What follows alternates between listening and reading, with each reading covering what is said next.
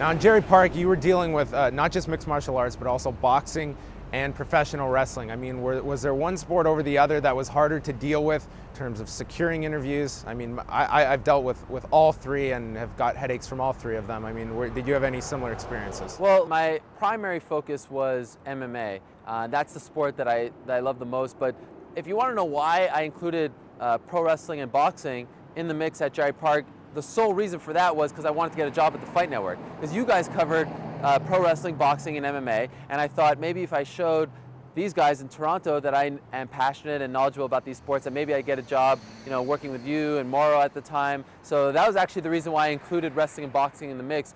But I really only wanted to talk about MMA. As far as getting, you know, the interviews, how difficult it was, MMA was the easiest for a few reasons. I'll never forget the IFL, the first ones to ever include me in conference calls. Jerry Milani, their PR director, you know, he was setting me up with interviews and things like that, and they obviously needed the press at the time.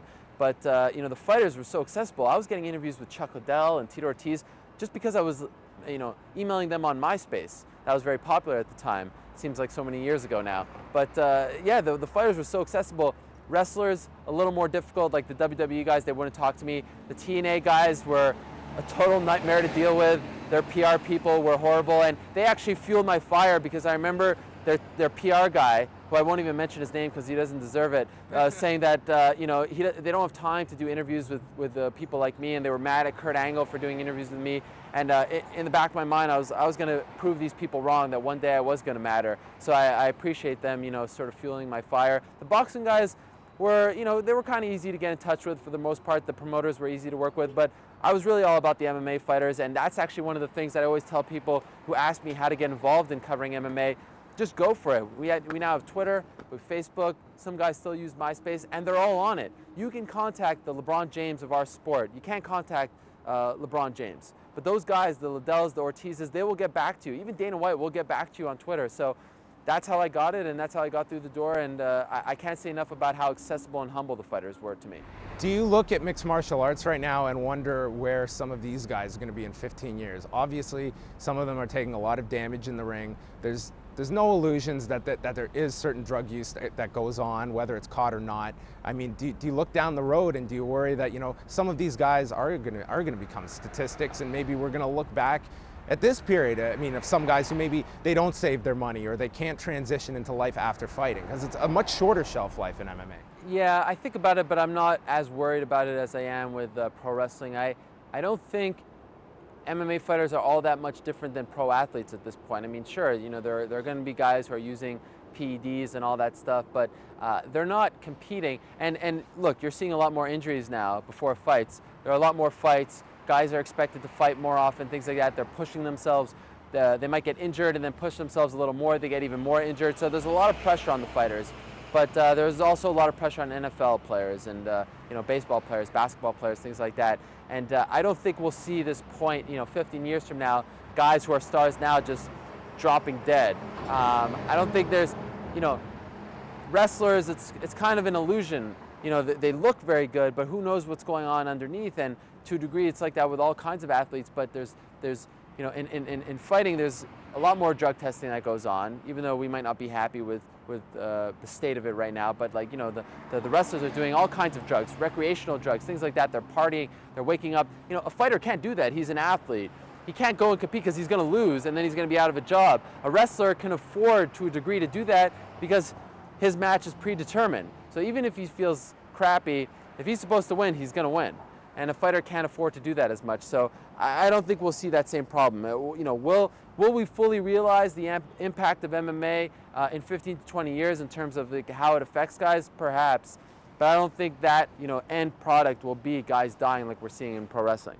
When you hear that a fighter tests positive following a fight, I mean, is your reaction, are you upset with the fighter? Because I somewhat rationalize it that, at least in terms of certain fighters, that, I mean, especially fighting where there's no commissions going on, am I stepping into a ring where I'm already behind the 8 ball if I'm not getting to this person's level? Or is that a cop-out excuse? Yeah, you know, I would love to, you know, let's say fighter X tests positive, you know, to have a real discussion with him. Why did he do this? Because there are a lot of reasons that I don't think we consider. First, you know, what if he got seriously injured, right? You know, Hermes Franca talks about this before his fight against Sean Chirk.